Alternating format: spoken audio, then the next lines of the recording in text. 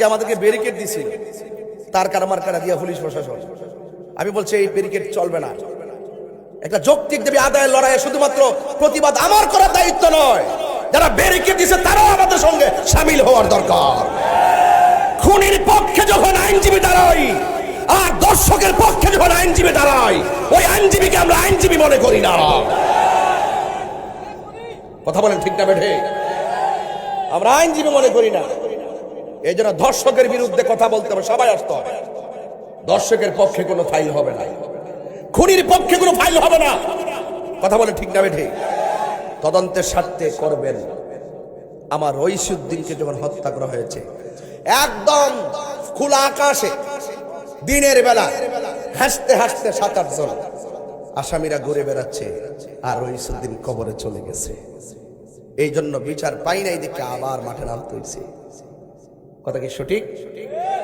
এই জন্য আপনাদের কাছে আমার কথা হলো, ভাই যাই করেন না করেন মানুষ খুন করবেন না, যাই করেন না করেন মানুষের হক মেরে খাবেন না। কথা বুঝতে পেরেছেন? যাই করেন আর না করেন আল্লাহর সঙ্গে শরীক করবেন না। এগুলো আপনি ক্ষমা পাবেন না। এগুলো অত্যন্ত জঘন্য অন্যায়, এগুলো করা যাবে না। এই জন্য আমি বলতে চাই, হাজার মানুষ আপনারা এসে গেছে, আমার মনে হয় অনেক মা বোনরাও আসতে পারে। এই পৃথিবী যিনি বানিয়েছেন তিনি কে? এরপরও কি আমরা আল্লাহকে স্মরণ করার মতো করতে পারি? আজান হচ্ছে মসজিদে, ক্যারাম বোর্ড খেলছে দোকানে। এরকম লোক আছে না নাই? যে আঙ্গুল দিয়ে বলবে আশহাদু আল্লা ইলাহা ইল্লাল্লাহ, সেই আঙ্গুল দিয়ে সে ক্যারাম বোর্ড খেলতেছে। সাবধান! আল্লাহ পাক আমাদেরকে সৃষ্টি করেছেন একমাত্র তার গোলামি করার জন্য। আল্লাহ পাকের হাবিব সে আয়াত, মা আতাকুমুর রাসূলু ফাখুযুহু ওয়া মা নাহাকুম আনহু ফান্তাহু। আল্লাহর পক্ষ থেকে আল্লাহর হাবিব সাল্লাল্লাহু আলাইহি ওয়াসাল্লাম যা কিছু কল্যাণকর নিয়ে এসেছেন তা আমাদেরকে গ্রহণ করতে হবে। যা থেকে নিষেধ করেছেন তা থেকে আমাদেরকে দূরে থাকতে হবে। কথা কি সঠিক?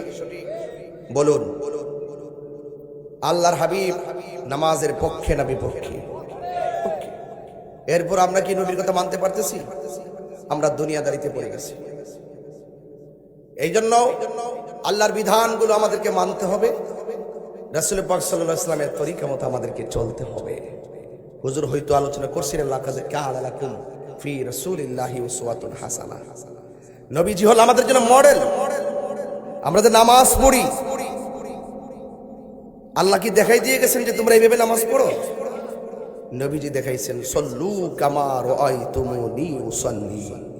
তোমরা এমন ভাবে নামাজ পড়ো যেমন ভাবে আমি নবী নামাজ পড়ি। এই যে রাসূল হলো আমাদের মডেল।